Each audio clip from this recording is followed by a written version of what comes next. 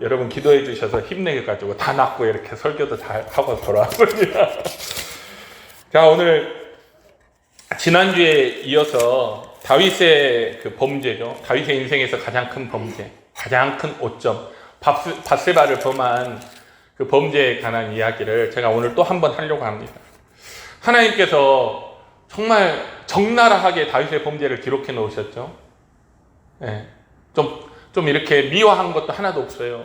다윗의 그 간사한 마음과 죄악된 그 충동적인 마음, 이 모든 것들을 하나님께서 성경에 아주 낱낱이 기록해 놨습니다.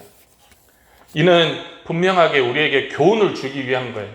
성경에 기록된 모든 말씀은 단 하나도 그냥 허투루 기록된 것이 없고 모든 말씀이 우리에게 교훈을 주기 위함이다. 로마서 15장 4절이 그렇게 말씀하고 계시죠. 그래서 우리는 성경 말씀을 읽거나 또 묵상하거나 설교를 들을 때 반드시 그 안에서 우리는 교훈을 얻어야 됩니다. 그래야 그냥 돌아가지 않는 거예요. 하나님이 주시는 교훈이 나에게 영의 양식이 됩니다. 그리고 그 교훈을 내 삶에 적용하고 지켜나가야 되죠. 그럴 때 하나님의 말씀이 우리에게 유익이 되고 하나님의 말씀이 우리의 삶을 인도하고 하나님의 말씀이 우리의 삶을 복되게 하는 줄로 믿으시기 바랍니다. 모든 성경은 하나님의 감동으로 된 것으로 교훈과 책망과 바르게 함과 의로 교육하기에 유익하니 이는 하나님의 사람으로 온전하게 하며 모든 선한 일을 행할 능력을 갖추게 하려 함이라. 오늘 이 말씀을 통해서 여러분이 하나님의 사람으로 온전하게 되고 모든 선한 일을 행할 능력이 갖추어지는 귀한 역사 있기를 주님의 이름으로 축원합니다. 첫 번째 교훈이 뭐냐? 하나님은 절대 죄를 눈감아 주시지 않습니다. 여러분, 다윗이 어떤 사람이에요? 다윗이 성경에서 내 마음에 합한 자라고 하나님께서 이는 내 마음에 합한 자라 한 사람으로서는 유일한 사람이에요. 그렇죠? 어려서부터 하나님과 동행하고 어려서부터 하나님을 의지하고 어려서부터 하나님을 의지해서 맹수를 때려잡고 어렸을 때 또 어떤 일이 있었습니까? 골리앗이 하나님의 군대를 모욕하는 것을 보고 그 뜨거운 믿음, 그 뜨거운 열정으로 골리앗을 물맷돌로 물리친 사람 아닙니까? 하나님의 이름을 위해서. 또 이스라엘에 이렇게 군대 장관이 돼서 사울에게 쫓길 때는 어땠습니까? 자기의 원수 사울이 죽일 수 있는, 원수를 죽일 수 있는 그 기회가 왔을 때에도 하나님의 기름 부음 받은 자를 내가 해할 수 없다 해서 자기의 원수를 사랑하고 용서한 사람이 다윗 아니에요? 다윗이 시편을 읽어보니까 다윗이 가장 즐거워하는 일이 뭐였냐면 하나님께 예배드리는 일이었어요. 그래서 누군가 다윗에게 우리 성전에 올라가자 하면 그 소리가 너무 좋아서 다윗이 시편에 기록해 놓았어요. 사람이 내게 말하기를 여호와의 집에 올라가자 할 때 내가 기뻐하였도다. 하나님께 예배드리는 것 기뻐했고 하나님 말씀에 순종하는 것 기뻐했고 하나님의 이름을 위하여 싸우는 것 기뻐했고 오직 하나님의 뜻대로 살고 하나님 의지하는 것 기뻐해서 하나님이 내 마음에 합한 자라 하여 기름 부어서 이스라엘의 왕으로 세운 사람이 다윗이 누구보다도 하나님이 기뻐하는 사람이었는데 그런 그가 죄를 딱 범했을 때 하나님이 눈 감아 주시지 않아요. 하나님이 그의 죄를 묵인하시지 않습니다. 세상은 어떻죠? 세상은 다른 사람의 죄는 다 낱낱이 들춰내지만 가까운 사람의 죄는 이렇게 살짝 덮어주는 게 세상이에요. 어떤 한 판사가 최근에 제가 봤는데 어떤 한 판사가 버스 운전기사가 800원을 횡령했어요. 우리 버스를 타면 거기다 동전 넣고 또는 이렇게 토큰 넣고 타잖아요. 그러면 운전기사가 운전해서 차고지에 들어가서 그 돈통에서 800원을 갖다 쓴 거예요. 얼마 동안. 왜 800원을 썼냐? 차 운전 끝나고 나서 자판기에 커피가 먹고 싶은데 동전이 없으니까 100원짜리 하나 갖다가 해서 커피 마신 걸 8번 하니까 그게 800원이었어. 근데 그게 이제 들통이 나가지고 고발이 된 거죠. 판사가 그 800원 때문에 5 가정의 생계를 책임지고 있는 그 가장을 말하자면 직장을 잃게 만들었어요. 그런데 그 판사가 또 어떤 일이 있었냐? 큰 돈을 수억 대 횡령한 사람의 그 범죄는 눈 감아줬어요. 800원 횡령한 사람은 직장을 잃게 만들고 그 많은 돈을 횡령한 사람의 죄는 눈 감아줬어요.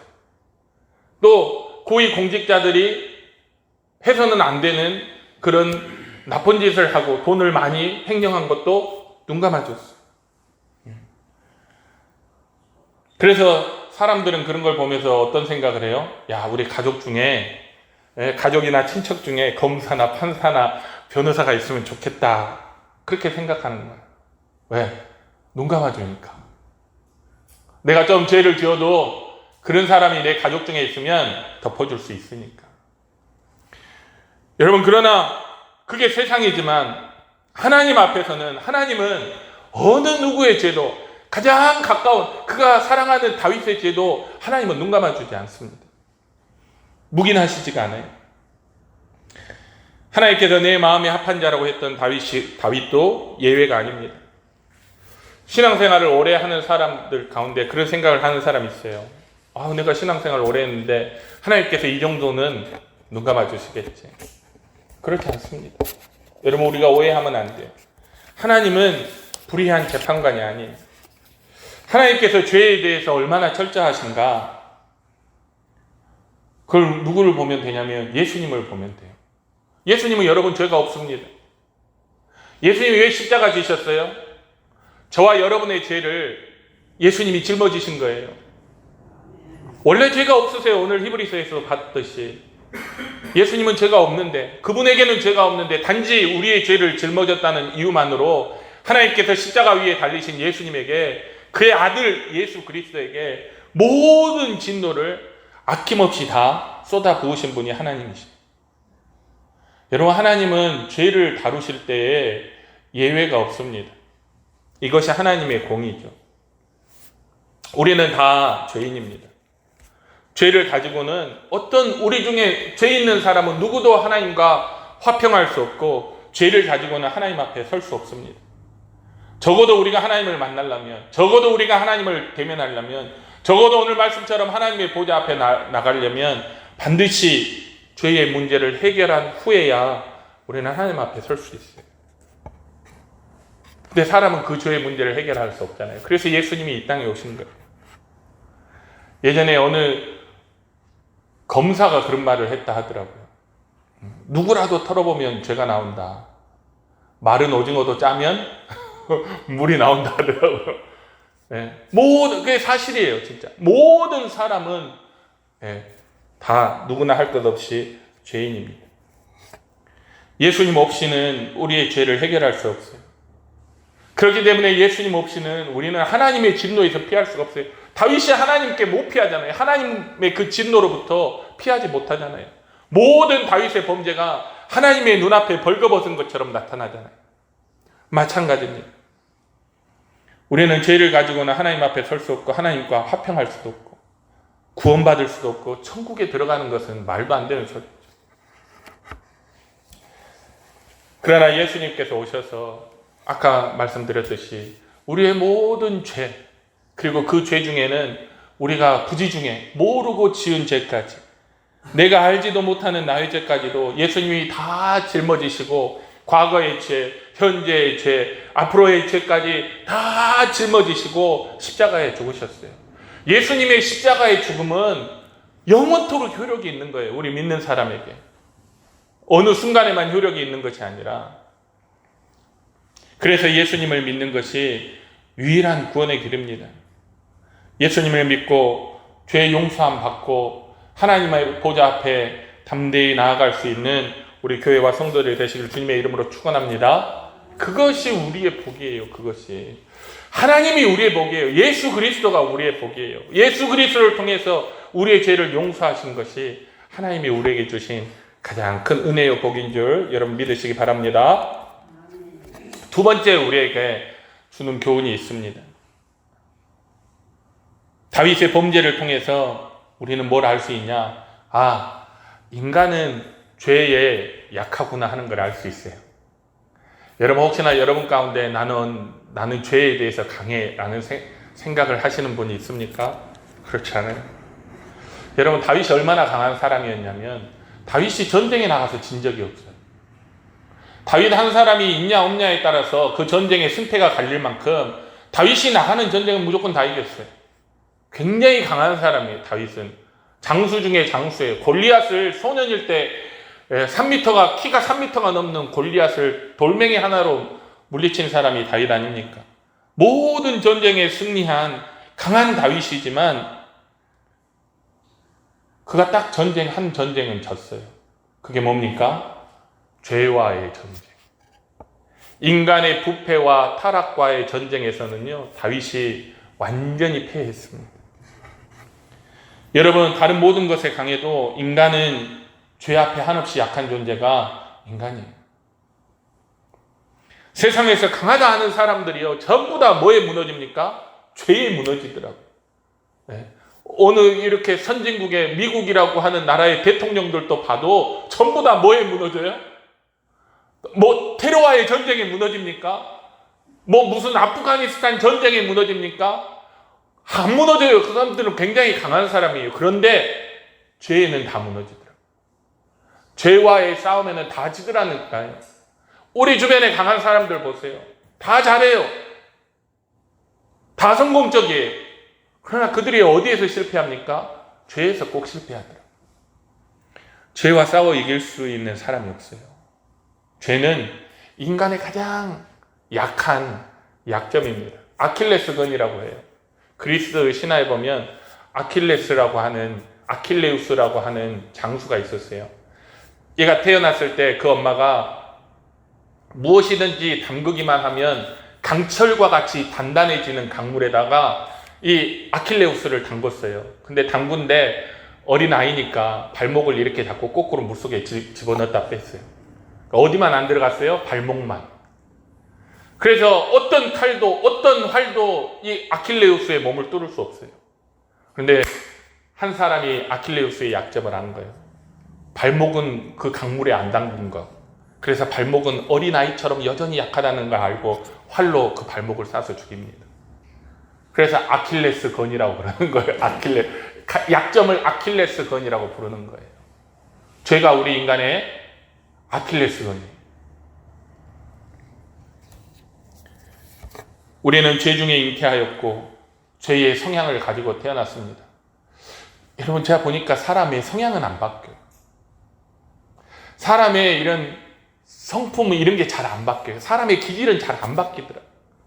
태어난 기질이 예수 믿어도 그대로, 성질이 불같은 사람은 계속 예수 믿어도 불같고요. 다 그렇게 가더라고요. 우리가 태어나면서 죄 중에 태어났고 태어나면서 죄의 성향과 죄의 기질을 가지고 태어났기 때문에 우리가 다른 모든 것은 강해도 죄 앞에서는 한없이 약해요.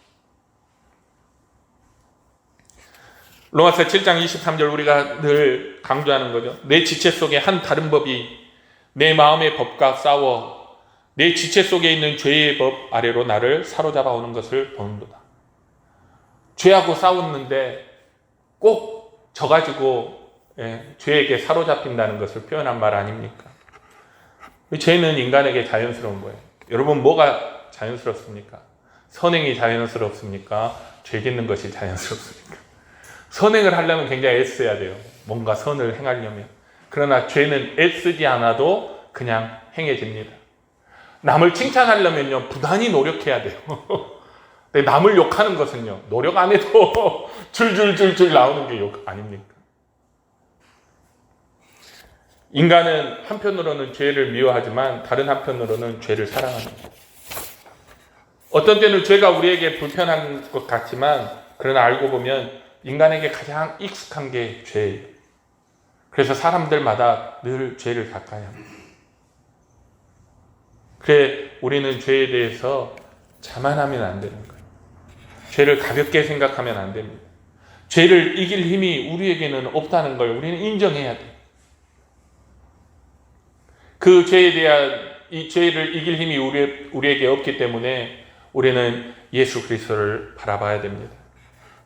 우리가 그리스도인임에도 불구하고, 거듭났음에도 불구하고 우리 스스로에게는 죄를 이길 힘이 없기 때문에 항상 성령님을 의지하고, 성령께서 우리를 그 모든 죄악된 길에서 우리를 지켜주시고 보호해 주시기를 항상 기도해야 됩니다. 그래서 예수님께서 그랬잖아요. 너희는 이렇게 기도하라. 우리를 시험에 들게 하지 마시고 다만 악에서 구하여 주시옵소서. 여러분, 늘 기도해야 되는 거예요. 그래서 죄 짓지 않기 위해서는. 죄는 우리의 성향이고 우리에게 자연스러운 거기 때문에 그 죄에서 벗어나고 그 죄를 짓지 않기 위해서는 항상 하나님 앞에 구해야 됩니다. 나를 악에서 구해 주옵소서. 나를 시험에 들지 말게 하옵소서. 그렇게 해서 하나님께서 도와주실 때 우리가 시험에 들지 않고 죄에 빠지지 않게 된다는 사실을 우리가 기억해야 될 줄로 믿습니다. 다윗이 언제 죄에 빠졌어요? 기도하지 않고 밤에 산책할 때 남들 다 전쟁에 나가가지고 그 전쟁에 이기기 위해서 기도하고 엎드려 있을 때 홀로 예루살렘 왕궁에 남아서 그냥 즐기고 있을 때 그가 가장 자기에게 큰 약점인 죄에 사로잡힌 것을 우리가 꼭 기억할 수 있기를 바랍니다. 세 번째 우리가 얻을 수 있는 교훈은 죄의 악함에 대해서예요. 다윗이 밧세바를 범한 이 죄의 성격을 이런 거예요, 여러분. 간음하지 말라 하는 10계명 제7계명을 범했어요. 살인하지 말라 하는 제6계명도 범했어요. 도둑질하지 말라 하는 제8계명도 범했어요. 내 이웃의 아내를 탐내지 말라 하는 10번째 계명도 범했어요. 내 이웃에 대하여 거짓 증거하지 말라 하는 9번째 계명도 범했어요. 여러분, 죄가 어디 한 가지 죄로 끝납니까? 죄는 죄를 낳고 그 죄는 또 죄를 낳아요. 죄는 낳고 어느 순간 그 죄가 태산과 같이 우리 머리 위에 쌓이는 것이죠. 여러분, 인류의 죄가 어디에서 시작됐습니까? 인류의 죄, 선악과 하나 따먹는 일에서 시작됐잖아요. 그런데 그것으로 끝난 게 아니에요. 거기서 끝났으면 얼마나 좋았을까요? 회개하고 끝났어요. 그런데 죄는 안 끝나요. 거기서 그 죄, 선악과를 따먹은 죄를 바로 뒤이어서 원망과 시비가 따라오죠. 저 여자가 먹게 해서, 하나님 당신이 나에게 주신 저 여자 때문에 내가 선악과를 따먹게 됐습니다. 그리고 그들이 처음으로 낳은 아들 가인과 아벨, 이 두 사람 사이에 또 시기와 질투가 따라옵니다. 그 시기와 질투 바로 뒤이어서 가인이 아벨을 쳐 죽이는 폭력, 살인이 따라오고요. 그 가인과 아벨의 후손이 바로 살인이 그때부터 전 세계에 그냥 막 퍼져나가기 시작합니다. 그래서 얼마 뒤에는 온 세상이 죄로 가득 차버렸어요. 죄로. 하나님께서 물로 심판하시지 않을 수 없을 만큼 세상이 죄로 충만해져 버렸습니다. 여호와께서 사람의 죄악이 세상에 가득함과 그의 마음으로 생각하는 모든 계획이 항상 악할 뿐임을 보시고, 이게 뭐로 시작됐다고요? 한 가지 죄, 선악과 따먹는 그 죄, 그 하나에서 시작되는 거예요. 여러분, 삶의 죄는 그 죄로 그냥 끝나지 않습니다. 여러분, 죄의 유혹이 올 때, 시험이 올 때 여러분 반드시 생각해서 이게 나에게서 끝나지 않는다. 여러분, 내가 죄 지으면요, 내 가정과 내 자녀에게 영향이 가요. 진짜 그렇습니다. 그리고 그 가정과 자녀에게 간 영향력은 우리의 사회와 국가로 영향이 갑니다. 죄는 그냥 안 끝나요. 죄가 또 낳고 낳는 거예요. 또 여러분, 죄는 매우 간사하다는 것을 우리가 또 알 수 있어요. 오늘 본문은 이제 다윗이 우리아가 죽은 후에 밧세바를 데려왔다고 기록을 합니다. 전쟁터에서 우리아를 죽게 했잖아요. 그리고 나서 우리아가 죽으니까 다윗이 밧세바를 데리고 왔다고 그렇게 기록을 하고 있었습니다. 이 내용의 정확한 내용을 보면요, 남편이 죽었기 때문에 형제 중에 누군가가 그렇죠? 형제 중에 누군가가 우리야 대신 밧세바를 아내로 맞아서 기업을 물려주어야 돼요. 근데 우리야는 이방인이었습니다. 왜 우리야가 홀로 지금 이스라엘에 와서 이방인으로 살면서 밧세바와 결혼을 한 거예요. 그렇기 때문에 햇사람이죠. 그렇기 때문에 그걸 기업을 대신 물려줄 형제가 없어요. 사람들이 다 마다했겠죠. 밧세바가 임신까지 했잖아요. 거기다가 이방인의 아내였잖아요. 그때 다윗이 나가가지고 그런 거예요. 내가 기업을 물려줄게. 나의 충신 우리야가 죽었으니 내가 왜 이걸 마다할 수 있겠느냐.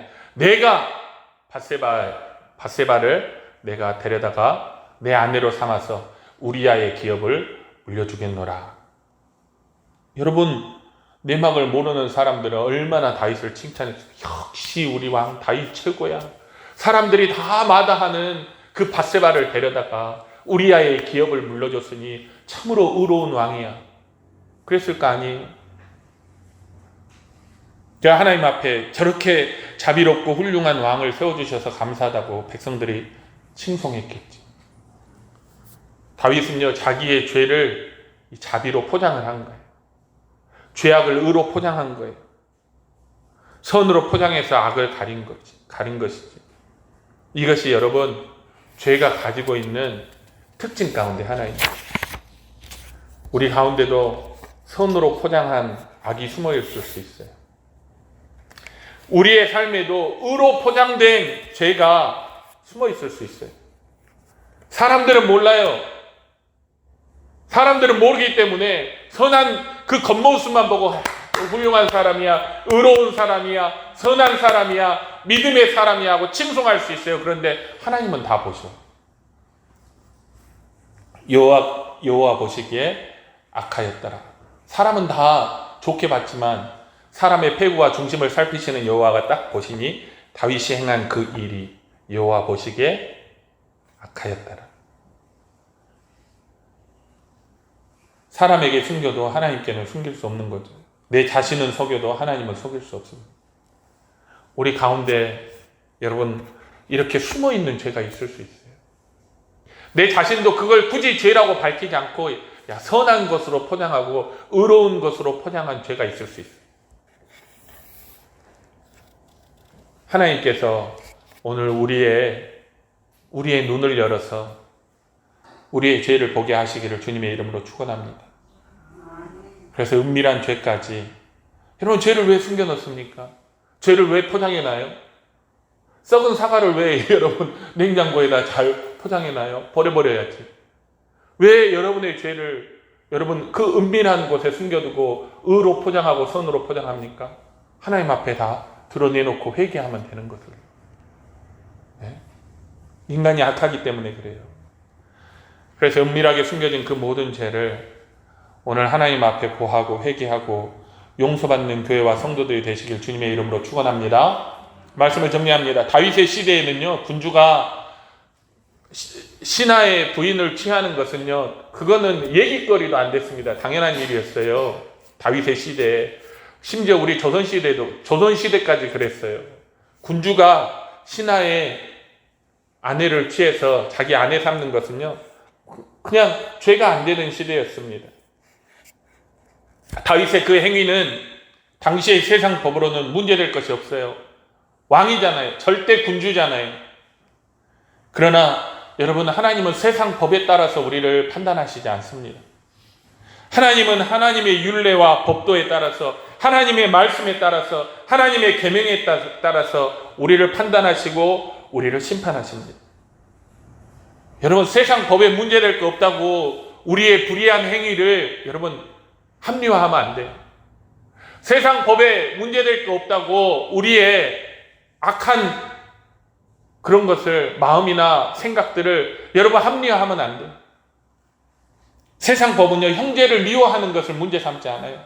그러나 하나님은 형제를 미워하는 자마다 살인하는 자니 살인이랑 똑같이 취급했습니다.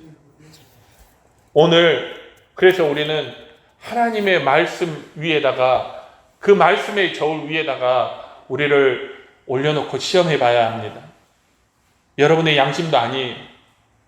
여러분의 이성도 아니고 여러분의 감정도 아닙니다. 세상 법은 더더군다나니 우리는 하나님의 말씀 앞에 우리 자신을 비춰봐야 합니다. 그리고 그 말씀이 우리의 내면의 깊은 곳곳을 탐사하고 우리 안에 숨겨진 깊은 죄를 들추어내서 낱낱이 찾아내서 그렇게 드러난 죄가 하나님 앞에 회개되어질 수 있도록 그러한 은혜가 여러분에게 또 우리 교회와 성도들에게 충만하시기를 주님의 이름으로 축원합니다. 여러분 회개하십시오. 그냥 일상적인 회개가 아니라 깊이 숨겨져 있는, 포장되어 있는, 선으로, 의로 합리화되어 있는 그 죄를 여러분 말씀 앞에 다 끄집어내서 하나님 앞에 회개할 때 회개하고 용서받고 자유함을 얻고 구원받는 우리 교회와 성도들이 다 되시길 주님의 이름으로 축원합니다. 기도하겠습니다. 사랑과 은혜가 충만하신 아버지 하나님 감사합니다. 하나님 앞에 어떤 죄도 용납될 수 없습니다. 그가 누구라 할지라도 심지어 하나님께서 내 마음에 합한 자라 하였던 다윗이라 할지라도 그의 죄가 하나님 앞에 낱낱이 드러나고 그 죄에 대한 심판을 받게 됩니다. 하나님, 예수님께서 우리의 모든 죄를 짊어지심이 얼마나 감사한지요. 그럼에도 불구하고 우리의 삶 속에 여전히 죄들이 있습니다. 교묘히 포장되어졌고 선으로, 의로 포장되어 있는 또 합리화되어 있는 그런 모든 죄들이 하나님의 말씀 앞에 낱낱이 드러나게 하시고 하나도 빠짐없이 회개되어질 수 있도록 하나님 우리 교회와 성도들에게 큰 은혜를 다하여 주시옵소서. 죄의 사슬을 벗어버리고 의의 자유를 옷 입을 수 있는 우리 교회와 성도들을 다하줄 수 있도록 축복하여 주옵소서. 감사드리며 예수님의 이름으로 기도드립니다.